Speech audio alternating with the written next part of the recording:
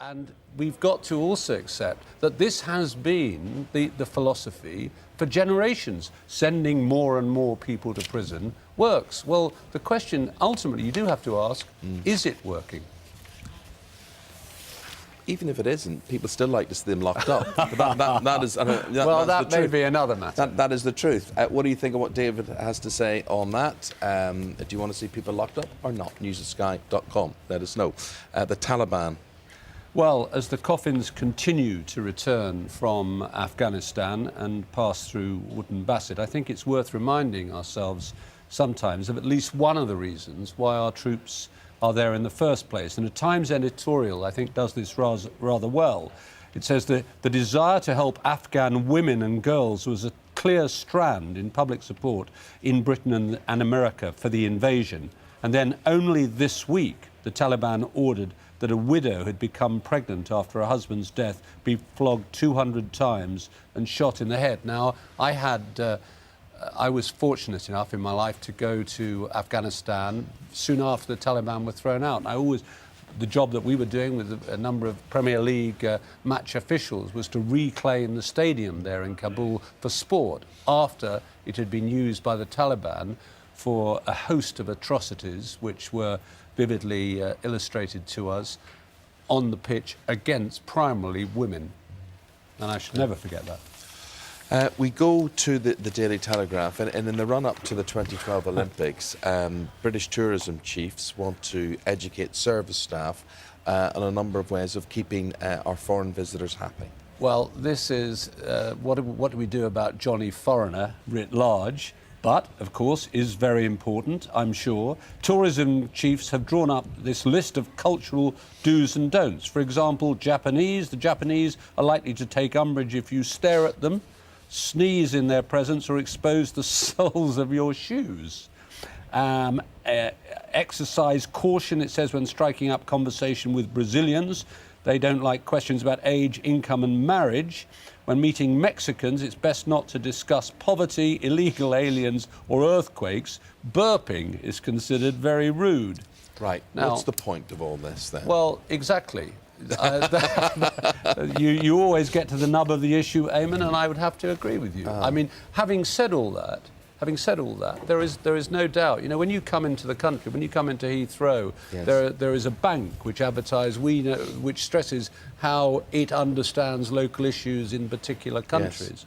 And there are things, in my experience, when you go around the world, that you need to be aware of things that do upset the Japanese more than they upset people here. But they're coming to us, we're not going to them. Charlotte is itching to get in on this. Well, no, I just want to say, actually, on the subject of airports, Gary Hunter said we need to make sure our arrival area at the airports is far more welcoming. He says that would be a good idea. He said at Heathrow, ripped carpets, smelly toilets and no aircon greeted him last week, and he was impressed. I think instead of wasting time doing all this, we have to realise that generally, for everybody, whether you're a visitor or not, good and polite service, good value for money, good quality food, for instance, just decent standard of service, and people will go away and say, that was brilliant. But, you know, I was in South Africa recently, and the transformation in, for example, Johannesburg Airport over the past 12 months, which I've witnessed firsthand, has been quite extraordinary. Mm-hmm. And, you know, around the world, I regret to say, there is still a view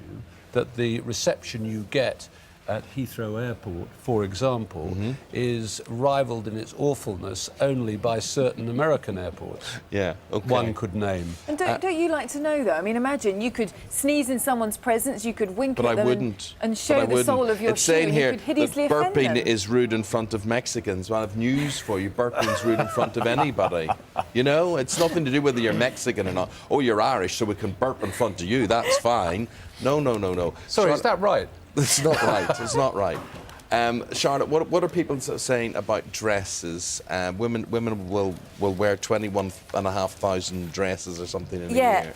Nolan says in a lifetime. Nolan says only 21,000. He's shocked. Matthew Heath says yes, that could easily be true. A lot of people saying that sounds low to them.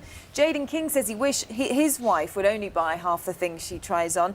And Will Frost says it would be more tried on, less bought, and the ones that were bought were from the first shop they went into. That's what he Am I reckons. right in saying that every one of those emails is from a man? It is actually, yeah, you're right. Now in there's a saying that. surprise. Every one of those emails was from a man. Okay, Commenting on their we'll wife's see if shopping. we'll see if we can change that. David, thank you very much indeed for your romp through the newspapers today. Certainly a lot of things to think about. And our very own Sunrise Sisters now getting into the act, led by the Mother Superior. Why are you laughing? Yeah. How do you know I meant you there? Because you did, because I'm next doing the sport. That's why you did mean me. Anyway, they're always very scary when I meet Mother Superiors. That's what I meant. Yeah. That's World Football's governing body, FIFA, said they'll debate the issue of goal line technology in October. I've had lots of tweets on that. Now, Jacqueline, we were talking in the newspaper review about, in the run-up to the 2012 Olympics, the tourism chiefs in Britain are issuing all these guidelines. I'm going to be talking to one of these folks at 20 to 9 this morning about how we have to treat foreign visitors, OK? Yes. So listen to what folk are saying through Charlotte this morning on this. Katie in Worthing reckons it's a waste of time and says they should understand our customs, and if they don't like them, then don't come. Bobby has a suggestion. Why can't they have a list of points for tourists to adhere to, for example, standing on the right on escalators? And Harry Lau says, yes, this is useful. Now I know not to wink at Jackie Chan, because that was one of the things that you shouldn't wink at people, because it's very offensive. Very bad news. Do you know what I think is the rudest thing when you go to a new country? When you get to the airport and you have to put a coin in the trolley, because they're assuming you've got change. When you've changed your money, you don't have change, you have like 20s and 50 and useless things. Putting a coin That's in a rude. trolley anywhere, including a supermarket, Yeah, it's rude. It's just rude. It's not right. No. It just shouldn't be right. Lucy, how would you welcome people to our country? Would you... I'd like there to be lovely sunny weather. That would be nice, wouldn't it? let's assume that won't happen. What's Well, plan you B? never know. We've got a few months to go till the Olympics, but today it's not looking too good. We're moving swiftly on from the weather. We're looking at plenty of cloud across the north, outbreaks of rain, a better day across the south, much better than it has been, and a little warmer too. Let's get a rundown now of what else is happening. Charlotte with those details. Thanks, Eamon. Fresh doubts this morning about Britain's economic fight back. They're likely to surface when the Bank of England issues its latest forecast. It could give the strongest indication yet that we're heading for a double-dip recession. In May, the bank predicted we'd... And the tourism agency Visit Britain is offering some advice on how to welcome overseas visitors in the run-up to London 2012 Olympics.